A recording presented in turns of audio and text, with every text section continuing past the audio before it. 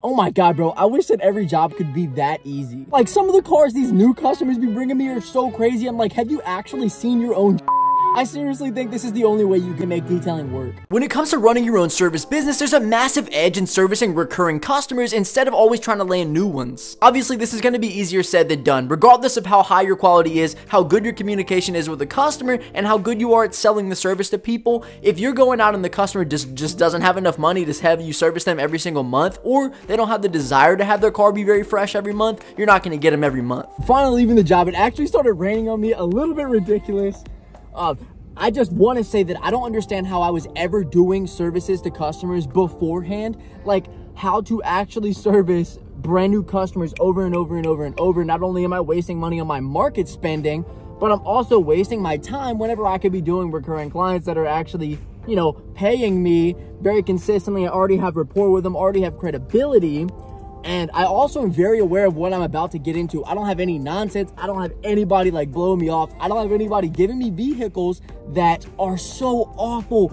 I mean, what kind of car are you driving? If you need help keeping up with customers, sending estimates, invoices, or collecting payments from all of your customers for free, then check out QuoteIQ in the App Store and the Google Play Store, or you can try any paid tier right now for just $1 at myquoteiq.com, which is going to be the first link in the comment section and the description. Also, if you sign up for any tier for a year using my link, you're going to get a free coaching call with me. And some of these people are leaving iPhones under the seats. They're forgetting all kinds of stuff.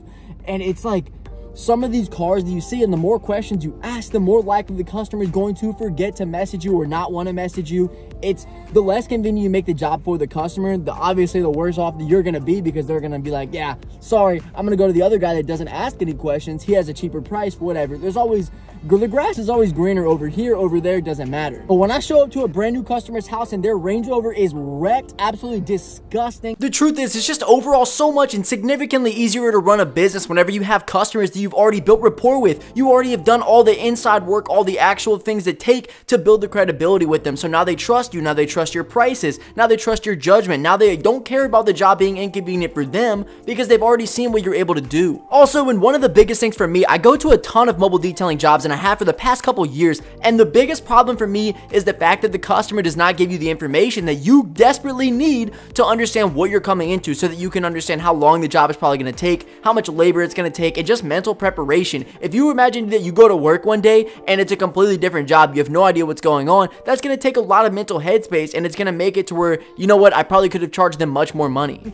It's trashed inside, they have pine straw all over the back, and it's awful to vacuum. I even had a customer tell me that my vacuum is awful because how is it not getting out the stuff faster? So just ridiculous, like, audacity by these brand new customers. If I could service retainable customers over and over and over, I'd probably be way more successful, and so would you. And of course, in the back end of it, I do understand that the customer wants to get the best pricing they possibly can, and they want to not deter me to come and do the job as best they can as well. That's why more often than not, if you're running a detailing business or even a trash can cleaning business, don't get me wrong, all the low ticket services, the customer does not want to show you how bad the beginning product actually is, because they want you to turn their stuff from zero to hero, but they don't want you to charge them for something like that. They want you to make it as cheap as possible and give them the best quality possible. And as a consumer of many different products, I completely get it, and I would like to have the same thing happen for me. If I had somebody mobile detailing for me, if I had somebody come and clean my trash can, I probably wouldn't tell them there's dog hair all over the back seats, I have trash, I have candies that are sewn into the mats, not sewn in, but they're melted into the mats that you're gonna have to get out. And this guy actually said that he was planning on having me back out. So wonderful. I'd love to come back out and service your vehicle after I've already cleaned it, after I've already made it look ridiculously good.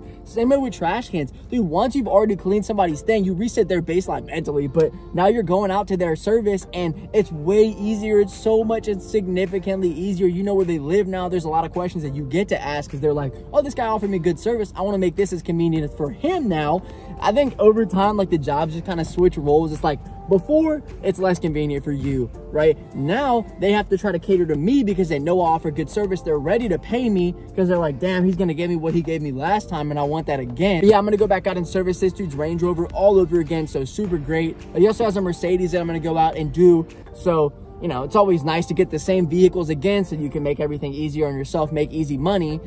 But it's also great because once you've already done the customer, now they have other things they want you to do because they've already seen how good you are. And there's just so many benefits in order to try to add an existing customer that you've already been servicing, especially because they trust you and you're actually going out and doing multiple cars for them now. So they're giving you more opportunities. They're connecting you with people they know because they actually kind of get to know you as a person now. Instead of just one guy coming out and doing a service for them that they're paying, it's like as if you're a maid that was only coming to do one cleaning and then now you're gone. No, this is someone that actually trusts you, and they said, you know what, hey, I have a second vehicle, so after I clean this guy's Range Rover, now he's like, hey, come in and clean my wife's car, and it's a Mercedes. And another thing, the cost is so crazy. If you're gonna have to do a lot of paid marketing, if you're gonna go pass out flyers, if you're gonna run Facebook ads, if you're gonna pass out business cards, anything that you have to do that you have to pay money to land these new customers with, you're doing all this cold marketing, barely scraping the surface, hoping that a lot of these new customers are gonna trust you, even though if you haven't been in the business for a long time, if you don't have a very reputable and catchy name, people aren't gonna know who you are, and they're not gonna like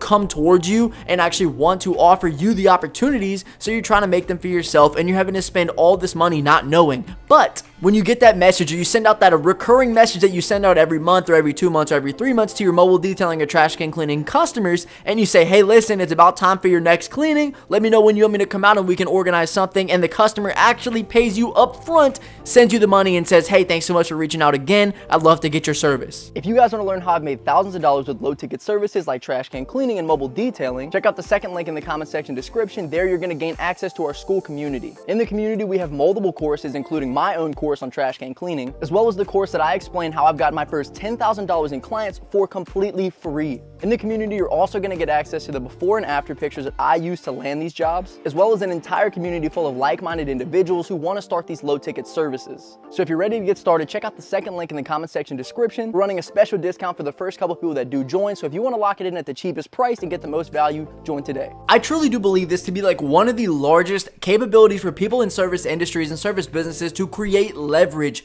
The only way for you to actually make your service business something that could be real, something that could make you thousands of dollars a month, tens of thousands of dollars a month, especially if you're running a service that you could grow very widely, something that's not the lowest ticket. I mean, trash can cleaning, it would highly depend on the amount of volume that you could pull and the amount of client list and size and volume of client lists that you could build, because then you could send out recurring messages every month, every 2 months, and you could be hitting 20, 30, 40, 50 clients every single month. It would just depend on how long you do it for and the volume that you can actually grow it up to.